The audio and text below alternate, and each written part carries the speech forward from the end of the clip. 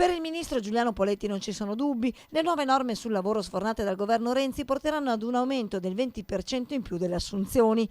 Una dichiarazione che vede d'accordo anche il candidato PD alla presidenza della Regione Veneto, Alessandra Moretti. Mi sono proprio confrontata col ministro Poletti 2 giorni fa a Venezia e ho presentato al ministro e quindi al governo la mia proposta che attiverò nei primi 100 giorni di presidenza della regione. Noi daremo alle imprese che assumeranno giovani con contratto a tempo indeterminato 500 euro in più rispetto a quello che già ricevono dallo Stato per un massimo di 6.000 euro l'anno. Diciamo poi basta ai tirocini gratuiti, quindi noi sosterremo gli studi professionali che assumeranno giovani laureati in legge, in economia e commercio, che generalmente lavorano per 2 anni senza prendere un euro, li sosterremo pagando il 50% del salario a questi giovani e poi apriremo forme di contratti di apprendistato per chi il lavoro l'ha perso a 50 anni. Ho visto che il ministro Poletti ha dato una risposta molto positiva, del resto il nuovo governatore del Veneto dovrà agganciare la ripresa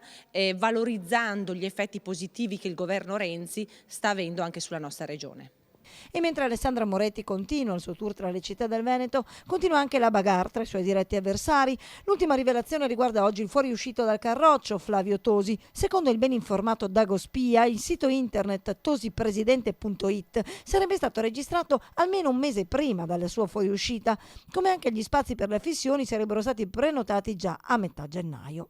Insomma, tutto studiato a tavolino e almeno un mese di prese in giro. Eppure alla Lega devono aver sentito che qualcosa non quadrava. Così, commissariando la segreteria veneta, Salvini ha costretto Tosi a venire allo scoperto, mettendo fine ad una fiction creata ad arte dal sindaco di Verona.